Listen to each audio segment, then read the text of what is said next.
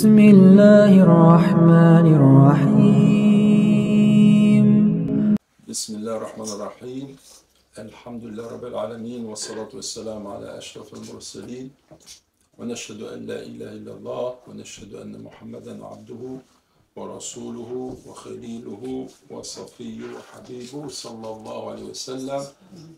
أيها الإخوة والأخوات السلام عليكم ورحمة الله وبركاته et bonjour à toutes et à tous.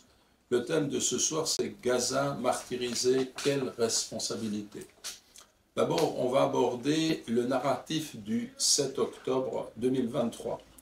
Il y a eu un éclairage du gouvernement de Netanyahou. On a qualifié l'action du Hamas de terroriste.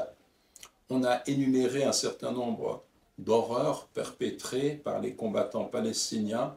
Cela a même été repris par Joe Biden et la plupart des gouvernements occidentaux, ainsi que par la presse et les médias traditionnels à l'échelle internationale, y compris la Suisse. Moins d'une semaine après le 7 octobre, la Suisse engage une procédure pour que le Hamas soit désigné comme une organisation terroriste. Entendons-nous bien, le Hamas, comme n'importe quelle organisation, peut faire l'objet d'une enquête. Mais celle-ci doit être impartiale et menée par un organisme qui ne dépend pas du gouvernement de Netanyahou. Ceci d'autant plus que les énumérations de crimes relevés par Netanyahou s'avèrent être de purs mensonges. Alors, je vais vous donner quelques exemples. Le journal israélien Haaretz a rapporté que la police israélienne n'a pas été en mesure de trouver et d'identifier des corps de victimes de viol. Les accusations de viol viennent des services de sécurité israéliens. Encore une fois, on peut se demander comment il est possible de se fier à la propagande israélienne sur ces événements. Ça n'a pas de sens. En fait, il s'agit d'un processus de désinformation sioniste visant à diaboliser le Hamas pour justifier ce qui était déjà prévu, c'est-à-dire la destruction de Gaza de la façon la plus inhumaine. On a parlé de 40 bébés égorgés et le gouvernement israélien a reconnu que c'était une fausse information. Le bébé mis au four par le Hamas, eh bien, c'est une histoire qui a connu un retentissement planétaire et pourtant tout est faux, comme l'a démenti le Jerusalem Post du 8 novembre 2023. On a parlé d'une femme enceinte éventrée par le Hamas. La vidéo date du 17 janvier 2018 et il s'agissait d'une organisation terroriste mexicaine à l'œuvre.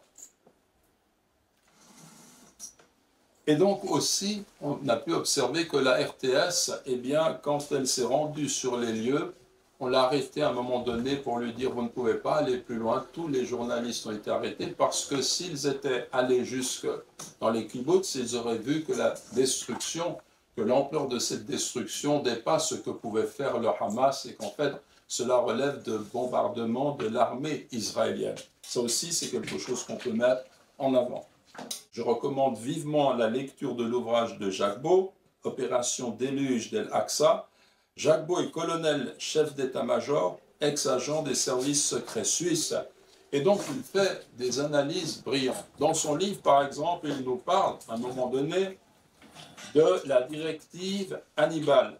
Alors, il dit, je cite, « Nos médias ne parlent jamais de la directive Hannibal, entrée en vigueur en 1986 dans l'armée israélienne, destinée à empêcher que des prisonniers israéliens puissent être utilisés comme monnaie d'échange par les Palestiniens.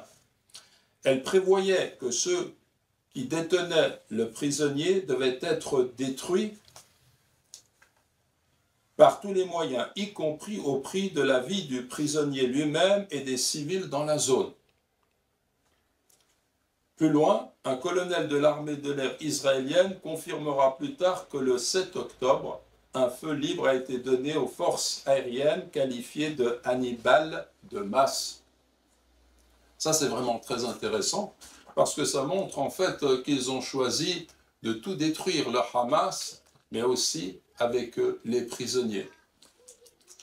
On a également d'autres sources comme les journalistes américains Max Blumenthal et Aaron Maté, ce sont des juifs, du média alternatif américain The Grey Zone. Ils ont enquêté sur les allégations de viol commis par le Hamas et ont mis en évidence une fabrication.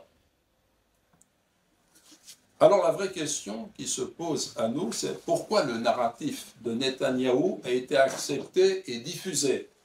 La réponse, cela est dû à l'influence grandissante des lobbies sionistes sur la plupart des gouvernements occidentaux et sur les médias. Et cette influence, elle est grandissante. Et on peut le démontrer, le prouver par un exemple. Et cet exemple, c'est celui de l'assassinat du fondateur du Hamas, le cheikh Ahmad Yassin. En fait, il a été tué, assassiné le 22 mars 2004, il y a près de 20 ans. Mais lorsqu'il a été tué, alors qu'il est le fondateur du Hamas, il y a eu une protestation générale, un tollé contre cet assassinat. Leaders condemn Yassin killing le 23 mars 2004 sur CNN. Les chefs, les gouvernements condamnent le meurtre de Yassin. Qui sont-ils? Kofi Annan, Jack Straw, Javier Solana, Dominique de Villepin et beaucoup d'autres. Pourquoi? Parce que c'était un assassinat. Ce que l'on peut relever, c'est que le Hamas n'a jamais voulu l'extermination des Juifs, comme d'aucuns le prétendent. En fait, il s'agit de résister à une agression qui remonte à 75 ans, 75 ans contre les Palestiniens. Ça ne remonte pas qu'au 7 octobre. Et dans le courrier international, le 30 octobre 1997 ou 97, eh bien, ils ont publié un article qui était très intéressant, qui montre que Ahmad Yassin, c'est pas du tout un antisémite. C'est pas du tout quelqu'un qui veut massacrer les Juifs parce qu'ils sont Juifs. Qu'est-ce qu'il disait?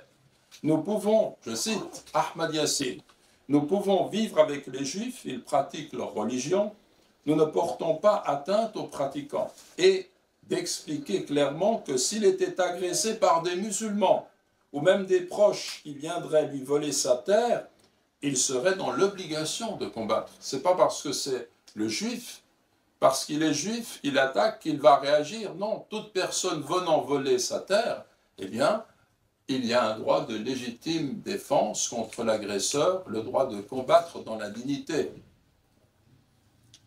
Alors, vous voyez l'évolution négative des médias, inféodés au sionisme international, quand Ahmad Yassin, il y a près de 20 ans, est mort, eh bien, on défendait Ahmad Yassin contre l'agresseur sioniste. Mais quand Ismail Haniyeh est mort, silence. C'est un terroriste, ils ont décidé de dire qu'un terroriste a été tué par une armée qui a accompli un acte de bravoure. Vous voyez comment les choses ont changé au cours de l'histoire.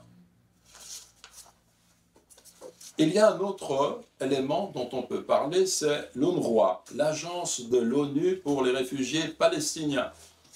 Il y a eu un vote le lundi 9 septembre 2024 du Conseil national demandant la suppression de l'aide de la Confédération à l'UNRWA.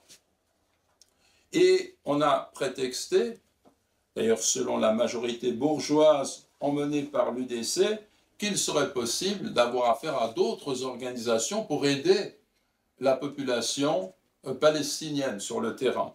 Le problème, c'est que quand on a proposé l'Agence des Nations Unies pour les réfugiés, le HCR, ou le Comité international de la Croix-Rouge, le CICR, eh bien, ceux-là ont affirmé très clairement le contraire, en disant « nous ne pouvons pas faire ce que fait l'UNRWA sur le terrain ». Et ça, c'est une chose qui est importante. D'ailleurs, ça ne remonte pas au 7 octobre, encore une fois, mais déjà en 2018, eh bien, on a relevé que Ignacio Cassis avait tenu des propos vraiment inadmissibles contre l'UNRWA sous l'influence des lobbies sionistes et du groupe Les Amitiés Suisse-Israël. Alors, par rapport à cela, eh bien, il faut considérer que l'UNRWA, c'est un organisme qui méritait d'être aidé, qui mérite d'être aidé.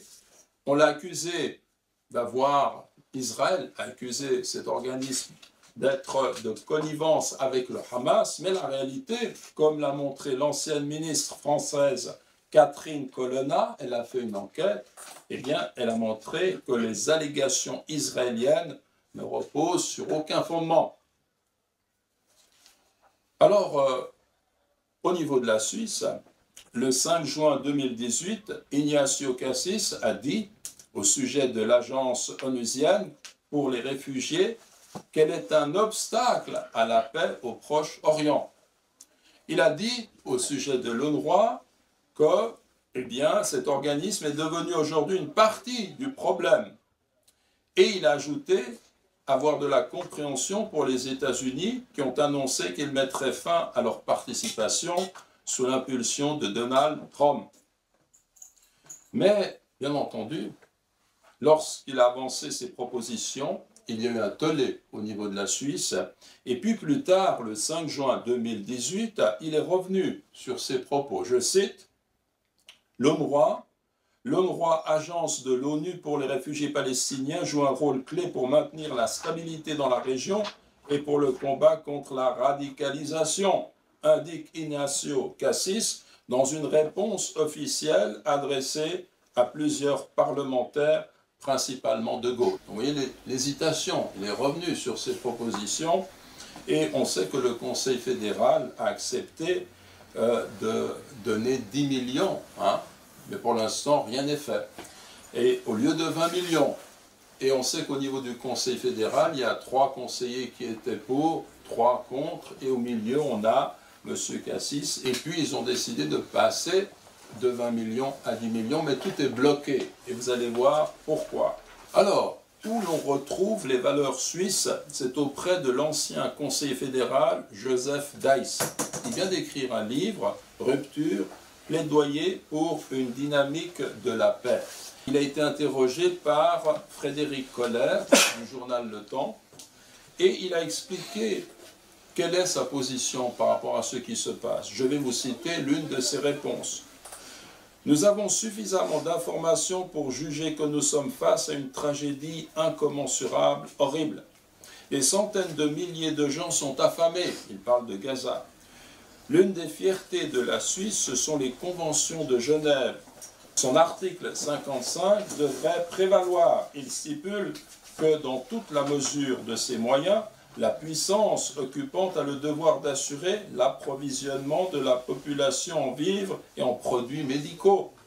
La communauté internationale devrait faire comprendre à Israël qu'il est de son obligation de s'occuper de la population civile dans les territoires occupés.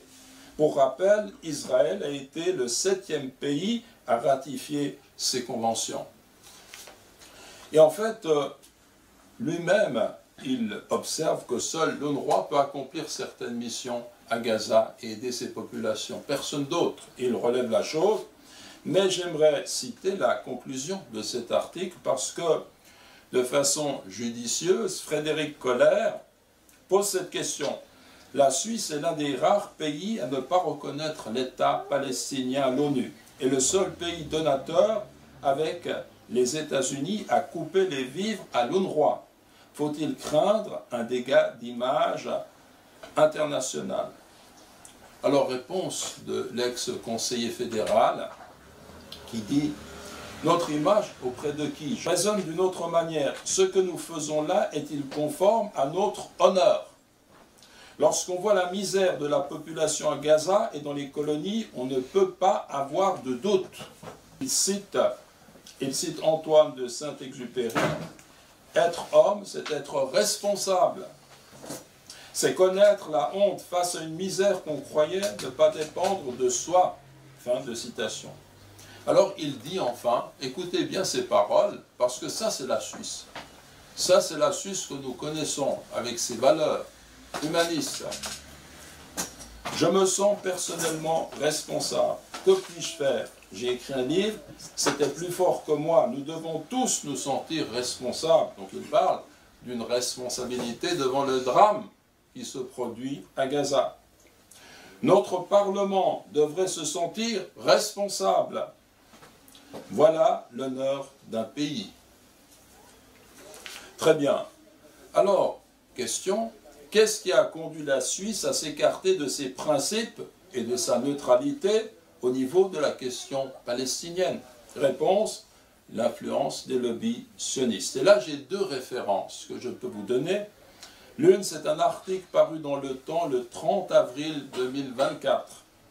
Le titre, « L'influence d'Israël mise en cause à Berne » par Frédéric Kohler et Philippe Beuglin. Donc je ne vais pas faire le résumé de cet article, mais il va dans le sens de montrer qu'à Berne, il y a des influences, des lobbies, par rapport aux parlementaires, et tout cela à Berne. Bon. L'autre référence, c'est une émission mise au point du 12 mai 2024 à la RTS. C'est une projection de 15 minutes, un peu moins, et ça s'appelle « Les dessous d'une contribution ». C'est une enquête qui est menée par Béatrice Guelpa. Alors, ce qu'on va faire, c'est qu'on va visionner ces 15 minutes, c'est pour ça que vous avez cet écran, et puis après, on fera quelques remarques et on va mener une conclusion.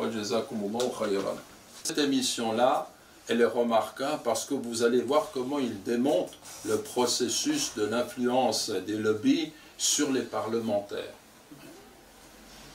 Le Conseil fédéral a donc proposé finalement de verser 10 millions de francs à l'agence de l'ONU pour les réfugiés palestiniens, soit la moitié de la contribution habituelle. Cette proposition doit maintenant être soumise aux commissions de politique extérieure du national et des États. Autant dire que le débat continuera d'être chaud tant la question divise la classe politique suisse, tandis que la plupart des autres pays concernés ont repris leur contribution normalement.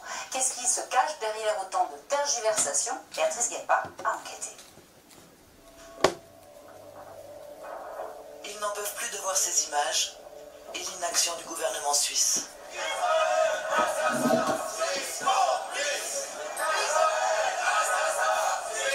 Dans le pays, la colère gronde. Pétitions, appels de personnalités, manifs. La politique du ministre des Affaires étrangères, Ignazio Cassis, interroge. C'est quoi la politique de M. Cassis? C'est pas de M. Cassis, c'est le Conseil fédéral où il y a inclus d'autres forces politiques. Il ne faut pas oublier ça. Lui, c'est le salopard maximum, mais il y a les autres aussi. Salopard, c'est des mots forts. C'est vraiment sa faute, tout ça. Mais écoutez, abolir une subvention à l'UNRWA qui souvient aux besoins de la population qui subit un génocide, c'est participer au génocide. Alors si c'est pas un salopard, je ne sais pas ce que c'est. Hein. Dans les universités où les mouvements de protestation s'organisent ces derniers jours, on n'est pas loin d'avoir le même discours. On a besoin que les politiques, que la Suisse se positionne clairement pour un cessez-le-feu à Gaza, contre le génocide et contre l'apartheid. Et on aimerait vraiment que la Suisse nomme les termes, nomme ce qui est en train de se passer et arrête d'utiliser, d'éviter le sujet, d'être un petit peu frileux par rapport à la situation.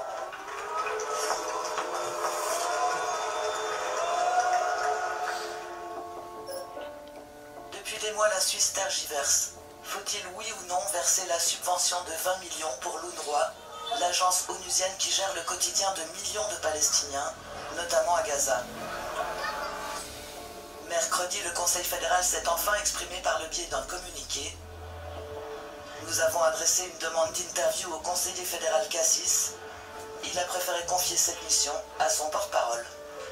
Le Conseil fédéral considère que la situation de la population à Gaza est extrêmement alarmante. La population a besoin d'eau, a besoin d'être nourrie, a besoin d'abri, a besoin d'avoir accès aux soins d'urgence.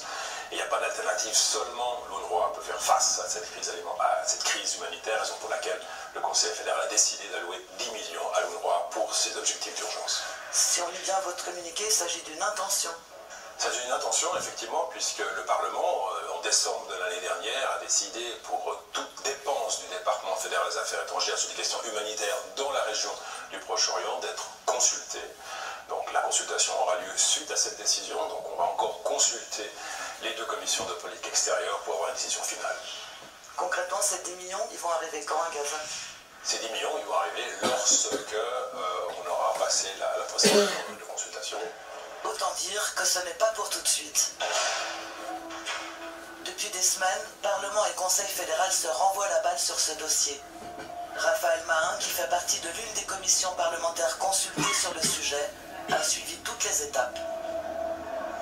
Toute l'histoire a commencé en fin d'année passée où le Parlement la majorité a fait un premier vote de défiance à l'encontre de l'UNRWA en disant qu'il fallait mieux contrôler l'allocation des fonds qui étaient destinés à cette organisation de l'ONU. Et puis évidemment, au début de l'année, Israël a proféré des allégations, a émis des soupçons extrêmement graves en disant que certains employés de l'agence onusienne avaient été impliqués dans les attaques terroristes du 7 octobre. Et depuis ce moment, tout a été bloqué.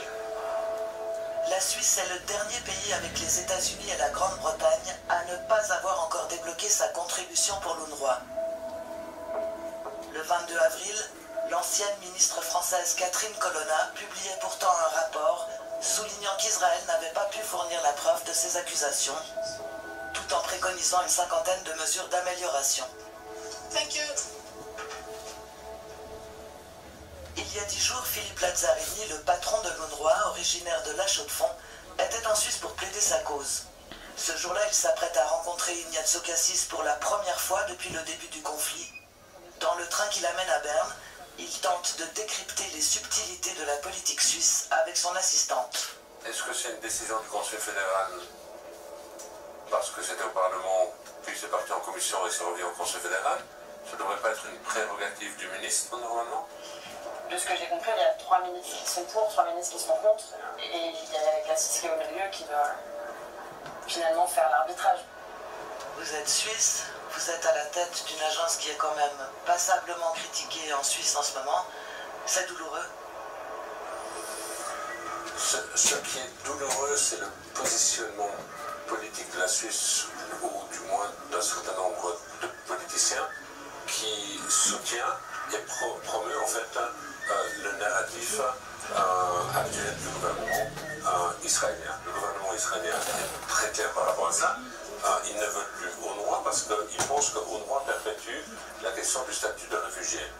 Or, la seule chose qui perpétue la question du statut de réfugié, c'est l'absence d'une solution politique.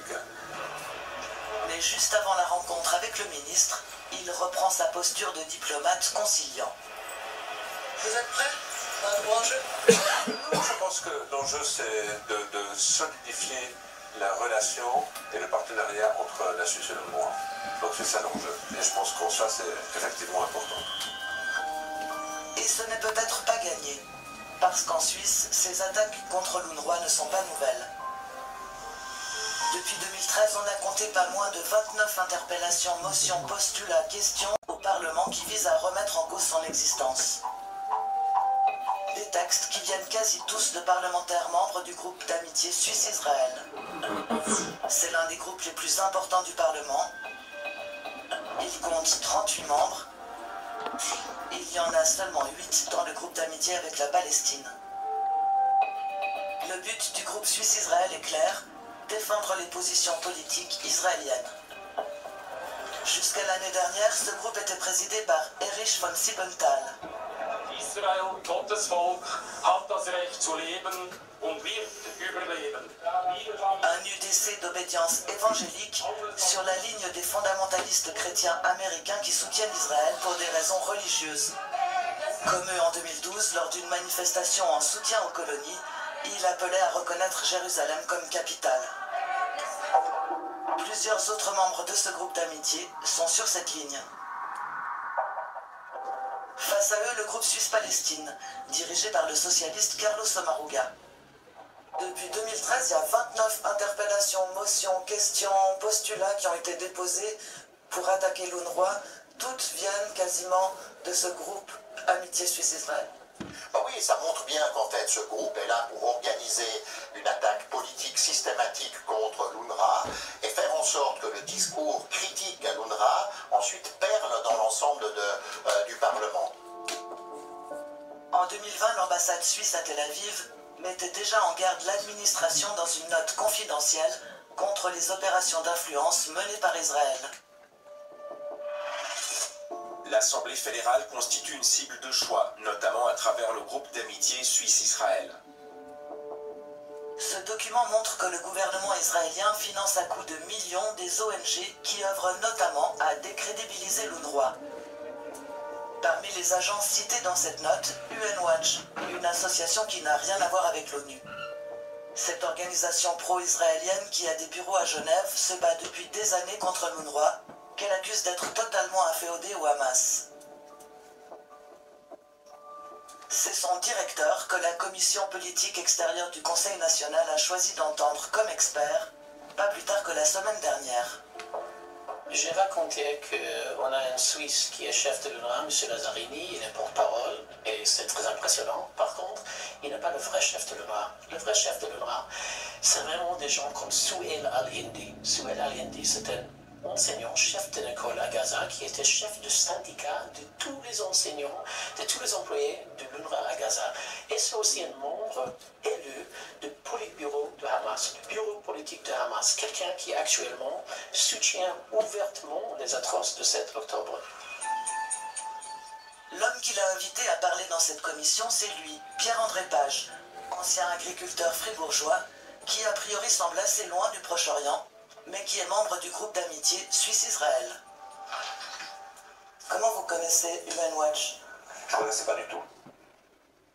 Vous avez invité? J'ai invité parce que j'ai vu, on m'a aidé, notamment avec le groupe d'Israël. On m'a dit que c'est une organisation qui connaît bien le milieu d'Israël. Et puis je me dis alors pourquoi pas avoir une personnalité comme ça. Dans cette commission, 10 politiciens sur 25 font partie de ce groupe d'amitié. Je suis rentré dans ce groupe par amitié avec Eric von Siebenthal, qui est un parlementaire très agréable. On a beaucoup travaillé ensemble sur les dossiers forestiers, sur le bois, sur l'agriculture, mais très peu sur le côté israélien, c'était avant la guerre, et j'ai accepté d'aller avec lui dans ce groupe pour lui donner un coup de main, et puis pour apprendre à connaître ce qui se passait un peu dans la région. Je ne sais pas, de loin pas tout, mais je peux me forger une idée assez précise de ce qui s'est passé jusqu'à maintenant, et puis on doit changer cette façon de vivre dans cette région, afin qu'on retrouve la paix le plus vite possible.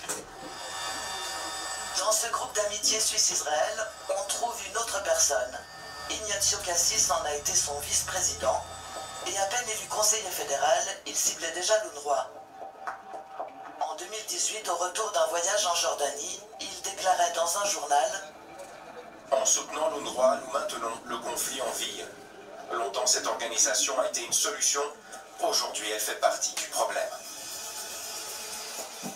Exactement ce que ne cesse de répéter Benjamin Netanyahou. UNRWA's mission has to end. UNRWA is self-perpetuating. It is self-perpetuating also in its desire to keep alive the Palestinian refugees.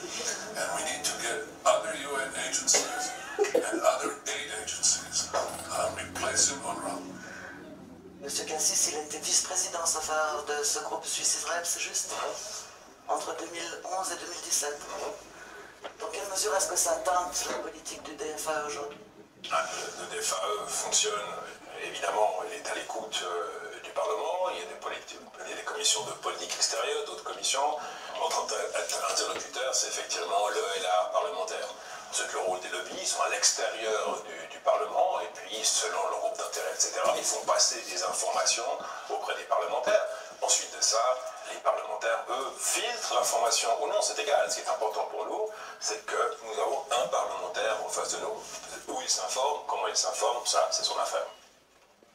Mais s'informer avec le groupe Suisse-Israël est si anodin? C'est pas anodin parce que c'est très différent. C'est-à-dire que dans ce groupe, il y a une mission qui est celle de défendre les intérêts de l'État d'Israël. Mais dans les groupes Suisse-USA, Suisse-Grande-Bretagne, Suisse-Colombie, Suisse-Amérique latine, c'est pas ça l'objectif. L'objectif, c'est simplement d'informer sur les réalités dans le pays. Et donc, c'est un groupe de nature très différente. C'est un groupe qui se fait au sein du Parlement, le porte-parole d'un gouvernement étranger. Vous êtes à la solde de gouvernements étrangers? Non, pas du tout. Je pense que M.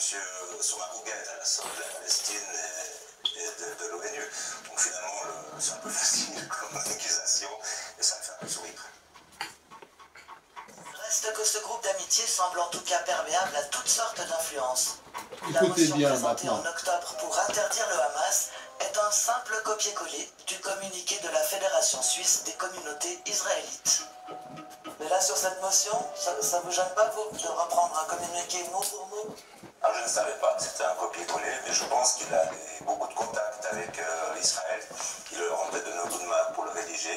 Vous savez, il y a beaucoup de parlementaires qui reçoivent des textes de lobbyistes qui reprennent mot pour mot pour avoir des questions, puis ensuite ils posent une motion en ce sens. Autant dire que les positions de ce groupe d'amitié ne sont pas prêtes de changer.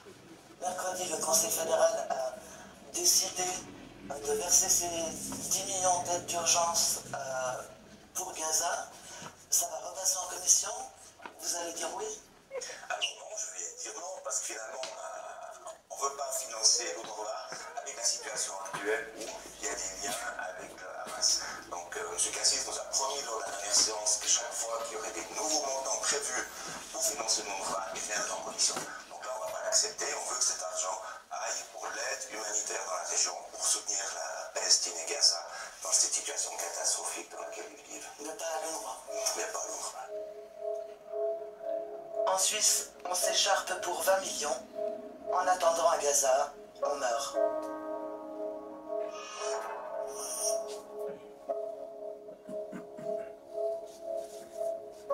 Alhamdulillah Rabbil Alamin. Donc vous voyez bien que cette séquence, ça vaut vraiment la peine de suivre cela, parce que c'est une enquête qui vous montre comment les influences se font. On peut nous-mêmes retirer un certain nombre d'observations.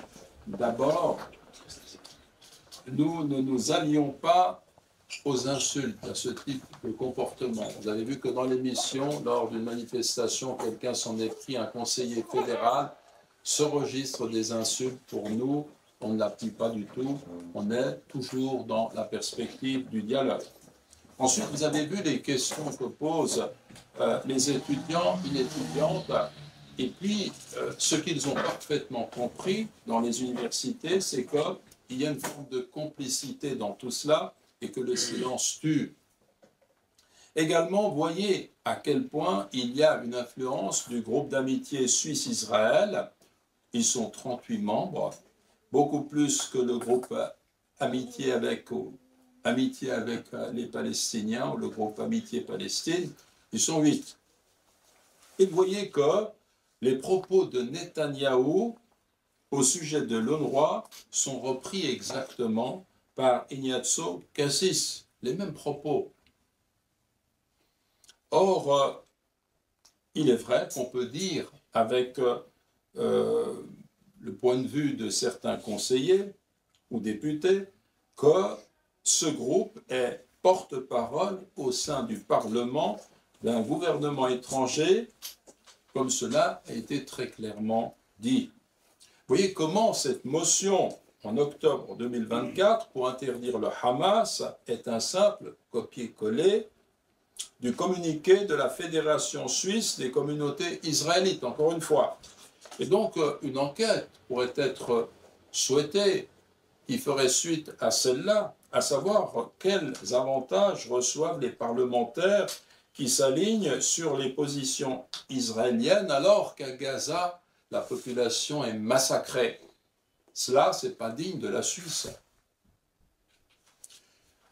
Quelle responsabilité? Donc, d'abord, premièrement, il y a le bilan des morts et des blessés à Gaza, près d'une année, plus de 41 000 morts et 95 000, 95 000 blessés. Ça, c'est les chiffres officiels donnés par le gouvernement palestinien, par les représentants de Hamas, parce qu'ils ont une contrainte, c'est de donner le nom, l'identité de la personne qui est décédée. Mais on a avancé des chiffres beaucoup plus importants. Jean-François Corti, président de l'ONG Médecins du Monde, considère que le chiffre de 180 000 est plausible. Il y a les corps qui sont identifiés et d'autres qui ne le sont pas sous les décombres, étant donné la charge, le bombardement continu qui a été porté contre des populations civiles. Donc nous sommes devant des horreurs absolues. Deuxièmement, on dit que le Hamas est responsable de la situation. C'est faux. La reprise de Gaza était programmée Et je vous renvoie à Netanyahou lorsque, au niveau de l'Assemblée de l'ONU, le 22 septembre 2023, il montre une carte de la mer, à la mer, ou de la rivière à la mer, si vous préférez, où il n'y a plus de place pour les Palestiniens. La Palestine est complètement effacée, supprimée.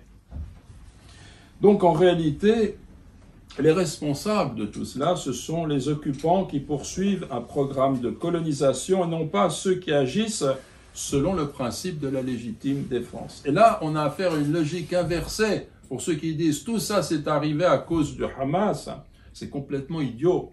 Parce que le colonisé qui se défend, est-ce qu'on peut dire qu'il est responsable de l'agressivité démesurée du colonisateur?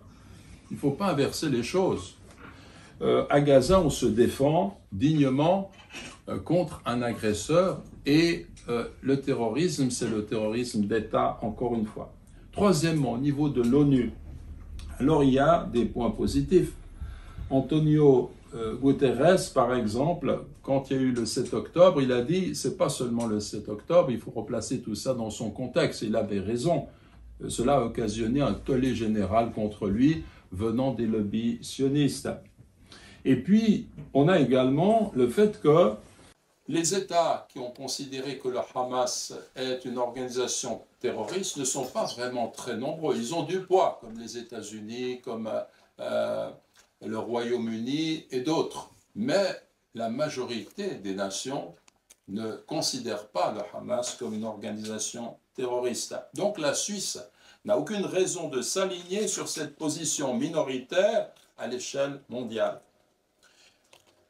L'ONU a des positions qui sont dignes, il refuse de dire du Hamas que c'est une organisation terroriste, mais l'efficacité de l'ONU est réduite sur le terrain du fait du veto, du fait de ce système qui ne permet finalement d'engager aucune action concrète sur le terrain contre les assassins de Tsahal. Voilà la réalité. Ensuite, il y a quatrièmement les gouvernements arabes, d'une lâcheté pour la plupart qui est épouvantable. Ils se sont même, pour certains, alignés sur l'axe américano-sioniste. Pensez aux Émirats, par exemple, il y en a d'autres, pensez à l'Égypte, et ainsi de suite. Ce n'est pas tous les gouvernements, mais c'est beaucoup de gouvernements, et ils suivent un agenda pour l'accomplissement du Grand Israël. Est-ce qu'ils en ont conscience? Peut-être. Mais en tous les cas, c'est ce qu'ils font sur le terrain. Cinquièmement, la presse et les médias. La posture est généralement pro-israélienne. On a repris les mensonges de la propagande sioniste. L'ampleur des crimes à Gaza est systématiquement cachée. On le voit sur les réseaux, des images terribles. Mais on ne le voit pas dans les télévisions officielles. Et ça, c'est inadmissible parce que quelqu'un qui est journaliste dans l'âme et qui défend son métier avec honneur, son rôle c'est de montrer ce qui se passe, pas de le cacher. Parce que s'il montrait les choses, il pourrait perdre sa place. Et cela aussi nous montre à quel point ces lobbies financiers tiennent la presse et les médias. Donc c'est ce que je viens de dire, le rôle éminent de la presse, c'est de dénoncer avec force ces crimes de guerre, alerter l'opinion publique et faire pression pour que ces atrocités cessent. Et ça a un impact considérable parce que la presse et les médias jouent un rôle dans les démocraties, entre guillemets, important, puisqu'elles orientent l'opinion publique. Donc si la presse est honnête, les gouvernements sont obligés de se mettre au pas d'une information qui est saine et qui réclame d'eux de prendre des mesures contre un État voyou et assassin. Mais si la presse est complice, alors on baigne dans l'hypocrisie. Et cette hypocrisie, nous la constatons tous. On regarde ce qui se passe sur le terrain, il y a des images réelles, en temps réel, et puis on écoute ce qui est dit dans les médias, et rien de tout cela ne filtre. On est vraiment dans un schéma d'imposture majeure en ce qui concerne l'information. L'État hébreu agit avec le soutien et la complicité de ces États et d'un système onusien défaillant, mais aussi des médias dont le narratif est inadmissible. Voilà pour résumer. Et à ce titre, eh bien, vous me permettrez aussi de rappeler qu'on a dit du 7 octobre que cette action était terroriste. Pour le Hamas, ils l'ont expliqué, il s'agissait de faire un maximum de prisonniers vivants pour les échanger contre les prisonniers palestiniens. C'était ça l'opération. Et en fait, ça, c'est du terrorisme.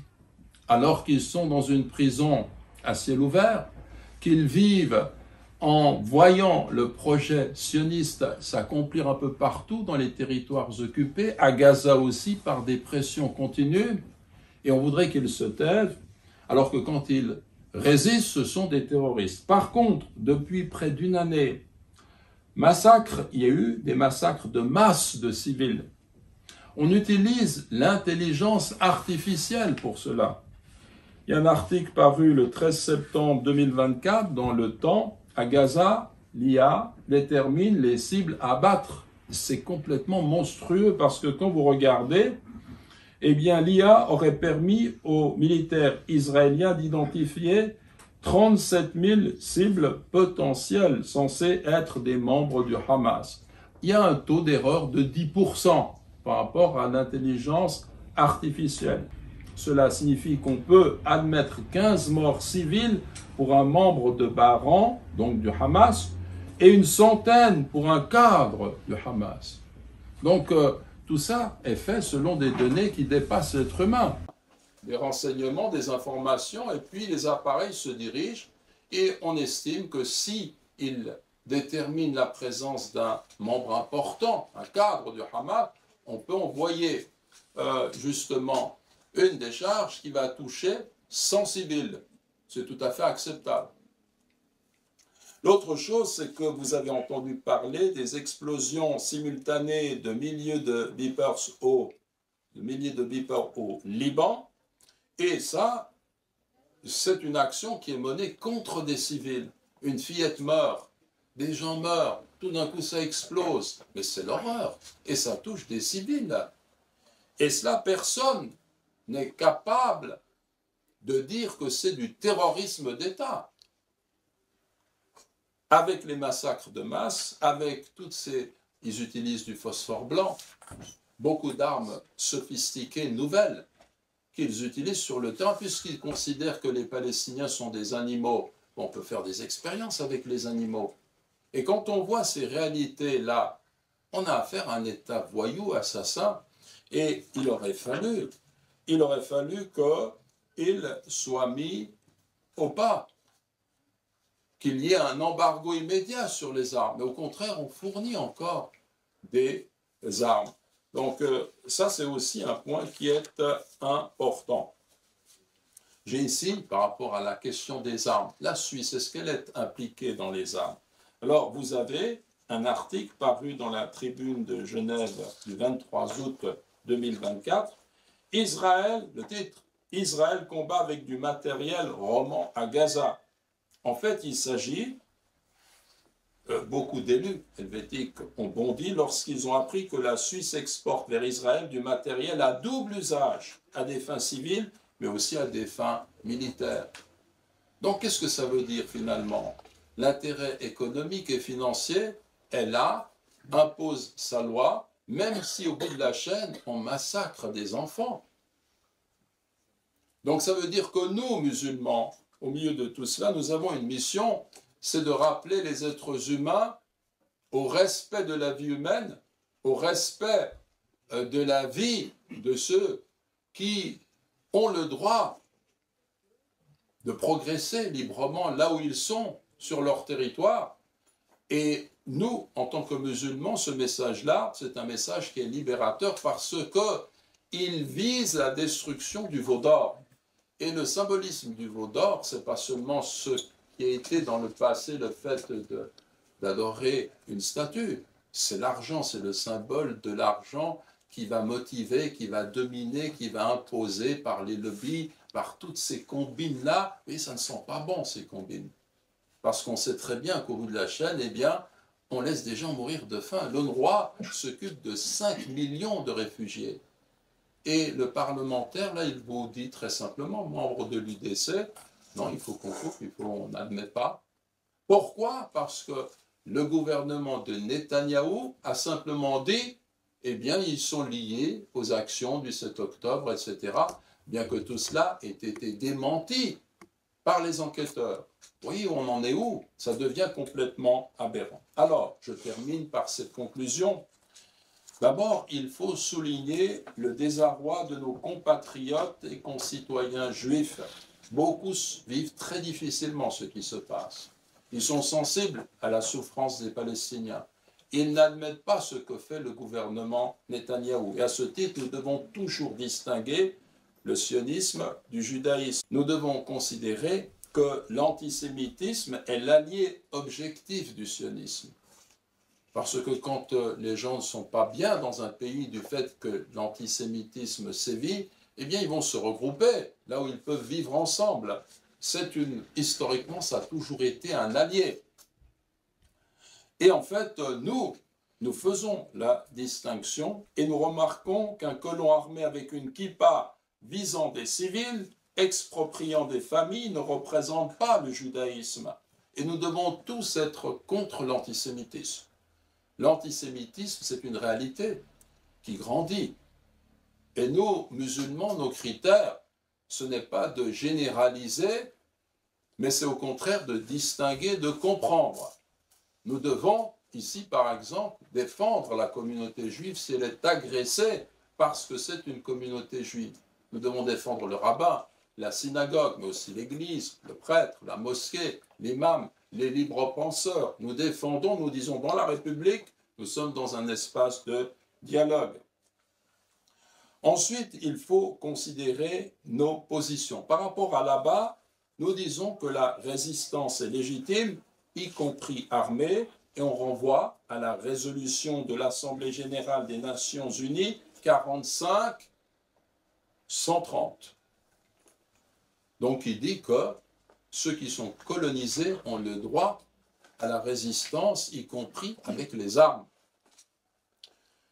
Également, nous devons dénoncer Netanyahou et les extrêmes droites parce que ces regroupements défendent le même principe, nauséabond et même raciste quelque part, dans le sens où c'est nous sommes une nation, on est déterminé par des critères précis, l'étranger ou bien celui qui en fait vient semer le trouble, surtout et avant tout ce sont les musulmans. Ils sont complètement orientés contre l'islam, contre le droit musulman, contre les pratiques musulmanes. Il y a une haine comme cela. Il ne faut pas généraliser, mais par rapport aux partis d'extrême droite qui sont encouragés par les sionistes partout en Europe, il s'agit de faire monter la sauce pour qu'ils se retournent complètement contre la communauté musulmane. Et cela rejoint la rhétorique de Netanyahou qui explique, et ça il l'a en tête depuis des décennies, c'est de dire, mais nous devons tous être contre le terrorisme islamiste, et nous, Tsahal, nous, gouvernement israélien, nous faisons pour vous le travail. Au cœur du monde musulman, nous faisons ce travail-là pour empêcher, pour protéger, en tout cas, le monde civilisé de l'islamisme et du terrorisme islamiste. Vous voyez ? Alors que Tsahal agit pour le bien de toute l'humanité. Il a complètement inversé le processus. Et nous ne voulons pas une conception de Netanyahou et de son gouvernement, c'est d'exporter ces tensions en Occident. Quelqu'un comme Zemmour, maintenant qui a moins d'influence, mais l'extrême droite est toujours là, eh bien lui, il pensait que les problèmes des musulmans dans les quartiers sont comparables aux problèmes que les colons rencontrent avec les Palestiniens. L'idée d'exporter ce schéma en Occident et de dire que nous sommes tous contre ce terrorisme islamiste, eh bien, certains s'y tiennent, y croient, alors qu'elle est complètement absurde. Nous, musulmans, ce que nous voulons ici, c'est le dialogue, c'est le vivre ensemble, c'est le fait de revenir tous ensemble lorsqu'on a un problème aux conventions de Genève et de dire qui est-ce qui respecte les conventions de Genève. Bien entendu, il y a aussi une discipline qu'il faut respecter pour aider nos frères. Comment c'est notre responsabilité. Comment aider nos frères? D'abord par les invocations. Il faut constamment demander à Allah de venir au secours de nos frères, surtout quand nous sommes prosternés, lorsque nous faisons la prière, après les prières, toujours demander à Allah parce que ça, c'est l'arme la plus conséquente. Ensuite, il faut apporter notre aide humanitaire, dons, collecte, tout ce qu'on peut donner, s'occuper d'orphelins. Ensuite, il faut dénoncer et manifester en toute légalité, justement pour montrer quelles sont ces horreurs et que cela est inacceptable en regard des droits humains. Donc ça, il faut le faire, il faut continuer, il ne faut pas se taire. Également, il faut dialoguer, comme je viens de le dire, dans la perspective du vivre ensemble, mais pas hypocritement. Nous, musulmans, on ne doit pas se dire « Oulala, je vis dans un système qui ne comprend pas l'islam, donc par conséquent, je vais hésiter, je vais éviter de parler de certaines choses. » C'est pas cela un musulman. Un musulman, là où il se trouve, il transmet son message. Et il dit « C'est mon droit. Les droits humains prévoient que j'ai le droit de vivre ma foi et d'en parler. » Également, il faut boycotter les produits dont le bénéfice revient à l'axe américano-sioniste, ainsi que tout axe qui participe justement à cet élan pour aider Israël, le gouvernement assassin de Netanyahou. Et puis, il faut agir au niveau des parlementaires suisses.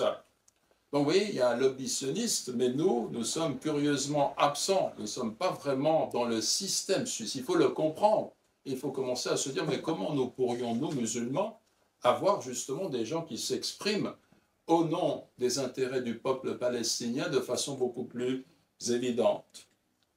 Vous avez vu qu'il y a des élus helvétiques qui sont aguerris, qui sont révoltés quand ils apprennent, par exemple, que, eh bien, on livre du matériel qui peut être utilisé de façon civile, mais aussi ramené à des armes. Et la Suisse livre cela. Et la discussion qu'il y a eu autour, je n'en ai pas parlé ici parce que ce serait trop long, elle est très intéressante parce que, pour certains, l'important c'est l'intérêt matériel de la Suisse. C'est légal, on va dire c'est légal parce que nous on ne vend pas des armes. Donc autre chose, la légalité de façade, autre chose, l'éthique qui devrait être la nôtre par rapport à une situation, on voit bien les conséquences de ces tractations qui aboutissent au massacre des enfants palestiniens. Donc voilà ce que je voulais vous dire ce soir. Il y a beaucoup de choses, j'ai beaucoup résumé, parce que quand on fait ce travail-là, eh bien, il y a tellement de choses à dire. C'est tellement évident, cette cause palestinienne, qu'aujourd'hui, un aspect positif, c'est que beaucoup de gens reviennent à l'islam. Beaucoup de gens cherchent à comprendre.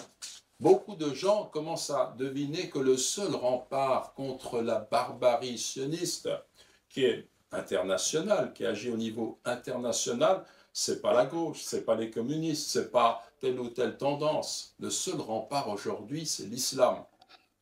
C'est pour ça qu'ils sont contre les musulmans. Parce que l'islam a ses valeurs, a sa force. Mais nous, pour que cela se réalise, il faut qu'on soit unis. Il faut qu'on soit engagé selon les principes de l'islam. C'est notre responsabilité. Wallahu a'la wa a'lam.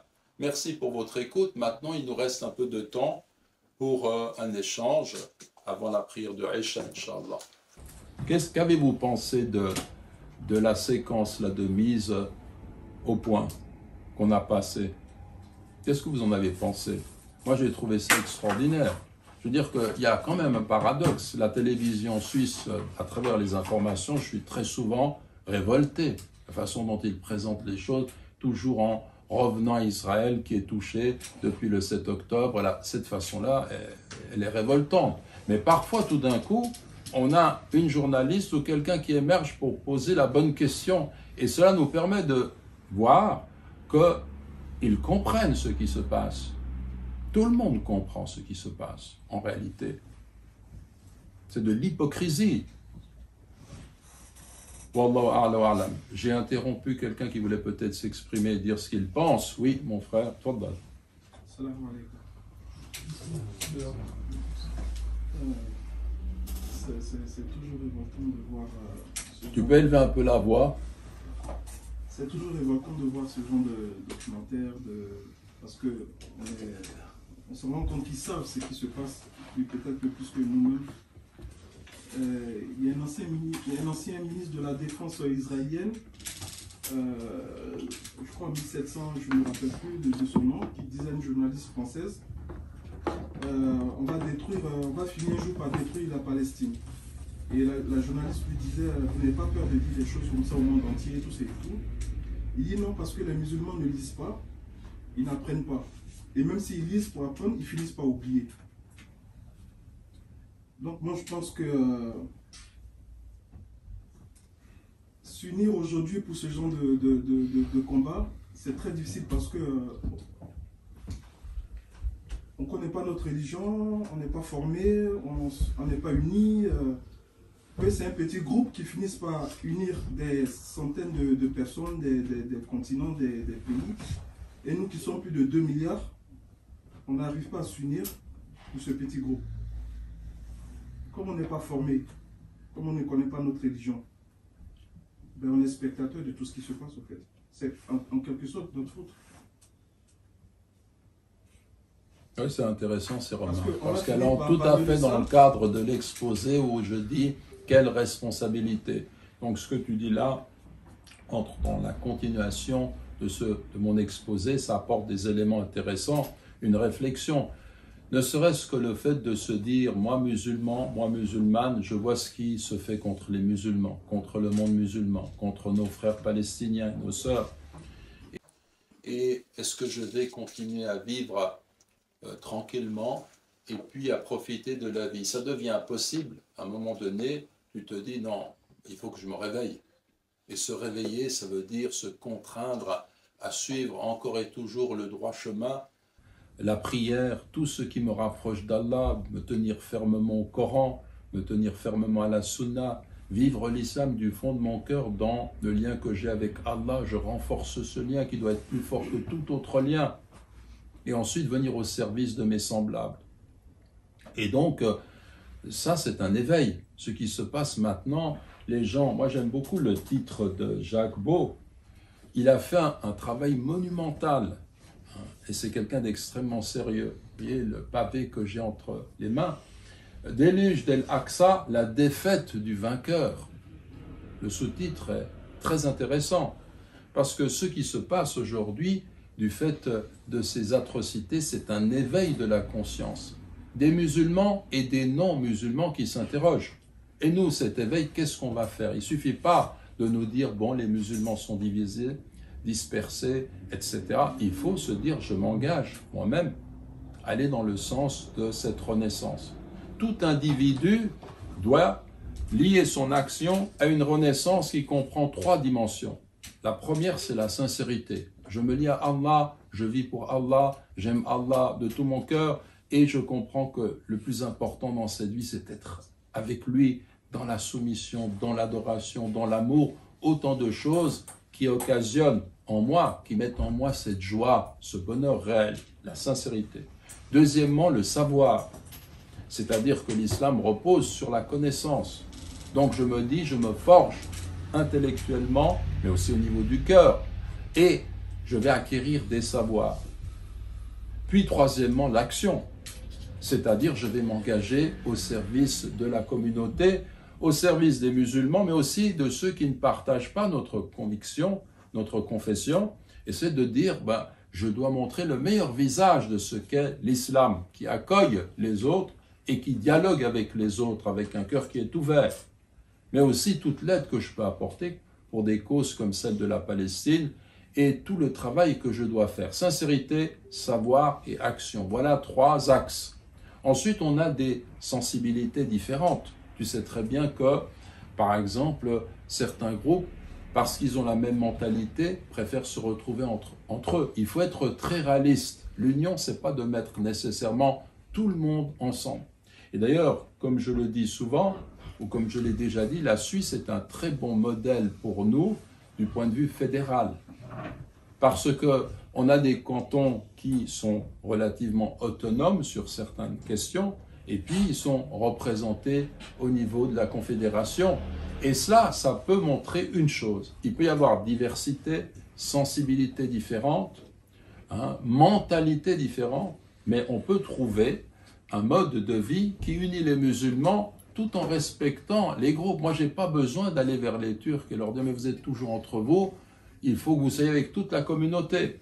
C'est une erreur, parce qu'il faut qu'ils soient avec toute la communauté, bien dans les grandes occasions. Mais quand ils travaillent ensemble, ils se comprennent, ils ont le même élan, ils font beaucoup de choses, précisément parce qu'ils sont ainsi déterminés. Par contre, toi ou moi, notre question, c'est de nous dire qu'est-ce que je peux faire concrètement. Et je répète, parce que ça, c'est 3 pistes très très importantes. La sincérité, c'est le plus important. Si ce que je fais n'est pas sincère, ça ne vaut pas grand-chose pour Allah. Deuxièmement, le savoir. Et le savoir, ce n'est pas l'objectif de devenir un immense savant, non. C'est de consommer le savoir qui réveille l'âme et l'esprit et qui apporte une joie. Et quand j'ai cette modestie de me dire, mais ce n'est pas mon but, ce n'est pas que l'on dise de moi que je suis un savant, que je veux avoir un poste ou je ne sais quoi. Non, mon but, c'est que Dieu m'a créé avec une intelligence et l'une des choses qu'il aime voir de moi, c'est l'acquisition des savoirs, mais en vue d'Allah, en vue de me rapprocher de lui, suivre le modèle prophétique. Sallallahu alayhi wa sallam. Donc si j'applique la sincérité, le savoir, et ensuite je réfléchis où je me trouve avec mes frères, mes sœurs, quelle action? Qu'est-ce qu'on peut mener comme action? Mais d'abord, je commence avec moi-même. Un musulman ne désespère jamais. Parce que tu travailles pour Allah, si tu es sincère, tu es heureux. On peut t'arrêter en cours de route, on peut t'assassiner, on peut faire des choses, mais le musulman, il est lié à ce principe absolu, il sera toujours dans le bonheur intérieur et la joie. On ne peut rien contre quelqu'un qui est lié à Allah, puisque Allah a pouvoir sur toute chose. Vous voyez? Donc ça veut dire que d'une façon ou d'une autre, nous, il faut que ce qui se passe en Palestine soit l'occasion pour nous de revenir fermement, avec détermination, à l'islam authentique. Pas l'islam où on se contente de faire la prière, d'être assis les uns avec les autres à certains moments. Le messager de Dieu ne s'est pas contenté de cela, sallallahu alayhi wa sallam. Il nous a apporté un modèle complet. Et parmi ces actions, il y avait la darwa, il y avait le travail en faveur d'une communauté. Où est notre part dans tout cela? Voilà un questionnement, on le répète, on le dit, mais il faut être vraiment lié à Allah. C'est ça le plus important, c'est aimer Allah de tout son cœur, être lié à lui, subhanahu wa ta'ala. Ensuite, c'est khalas. Dès que tu as cela, personne ne peut rien contre toi. Mais qu'est-ce qui m'écarte de ça? C'est mes faiblesses, c'est mes péchés, c'est mes manquements, c'est beaucoup de choses qui font que je vais regarder à droite, à gauche, et les plaisirs que je peux goûter qui sont illicites ne m'apportent que tristesse au final. Je ne serai jamais satisfait dans ce cadre-là. Je passe d'un objet à l'autre dans le péché. Et le shaitan m'oriente dans le mauvais sens. Stop! Mes frères sont en train d'être massacrés à Gaza. Et mes sœurs et les femmes, qu'est-ce qu'ils ont fait à des milliers de femmes? C'est criminel. Donc tout ça me détermine à me dire stop. Maintenant j'ai compris le sens. Et moi je vais vous dire une chose, c'est que les gens de Gaza, ces gens qui résistent, ce sont des gens libres, ils sont beaucoup plus libres que nous. Ils sont libres. Et le reste du monde est inféodé à cette domination sioniste qui oriente les gouvernements, qui oriente la presse, qui manipule les opinions publiques à tel point que les gens ne comprennent plus rien. Sauf qu'il faut absolument respecter l'État d'Israël étant donné ce qui s'est passé, l'Holocauste et ainsi de suite. Voilà la logique grossière. Mais ça ne marche plus au bout d'un certain temps, cela. Voilà. Est-ce qu'il y a une autre remarque? Oui. C'était pour vous demander, quand on parle du boycott et des actions à mener, il y a beaucoup de personnes qui disent « mais non, ça ne sert à rien, ce qui se passe en Palestine, c'est le destin, c'est le Maktoub ». Écoutez, ceux qui pensent comme cela, il faut leur dire que le destin, le Maktoub, n'a jamais signifié d'une quelconque façon qu'on soutienne Donc on soutient l'injustice. Il y a une injustice. Ce qu'on achète et qui promeut les industries américano-sionistes, si vous voulez, pour être grossier, eh bien, c'est justement le fait d'acheter, d'entrer dans ce système. Aujourd'hui, là, je n'ai pas les chiffres, mais il y a des statistiques qui montrent que des milliards sont perdus par des industries, parce que les musulmans se sont déterminés à ne plus consommer. Alors, on ne peut pas agir à tous les niveaux. Il y a trop de choses qui sont connectées, mais on peut viser, cibler. Et il y a des personnes qui font bien ce travail et qui, au bout d'une année, de quelques années, vous montrent le résultat. C'est dramatique pour les industries. C'est une forme de guerre, de combat légitime, de résistance.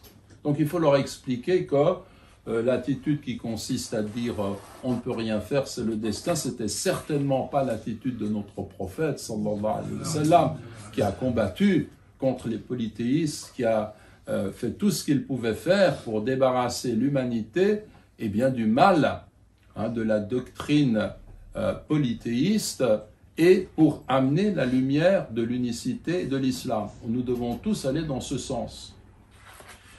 Voilà, est-ce qu'il y a encore une remarque? Si ce n'est pas le cas, le Aïcha va venir, donc Nirtem Beddoua. Merci pour votre écoute attentive. Bismillahirrahmanirrahim. Alhamdulillah Rabbil Alamin. Alhamdulillah Rabbil Alamin. Wa salatu wa salam ala ashraf al-mursalin. Allahumma laka al-hamd hamdan da'iman ma'a dawamik. Wa laka al-hamd hamdan baqiyan ma'a baqa'ik. Wa laka al-hamd kama yanbaghi li jalali wajhika wa 'azimi sultanik. اللهم إنا نسألك حبك وحب من يحبك والعمل الذي يبلغنا حبك ارحم والدينا والدي والدينا يا رب العالمين وتقبل أعمالنا واجعلنا من المخلصين المخلصين الصادقين الآمنين الذاكرين الشاكرين يا رب العالمين إنك على كل شيء قدير. اللهم انصر إخواننا في غزة، اللهم انصر إخواننا في فلسطين، اللهم انصر إخواننا وأخواتنا في كل أرض يا رب العالمين حيثما ظلموا يا أرحم الراحمين يا أرحم الراحمين يا أرحم الراحمين. ألف بين قلوبنا وأصلح ذات بيننا وانصرنا على من عادانا يا رب العالمين يا ذا الجلال والإكرام. الله أكبر الله أكبر اللهم قربنا إليك. الله أكبر الله أكبر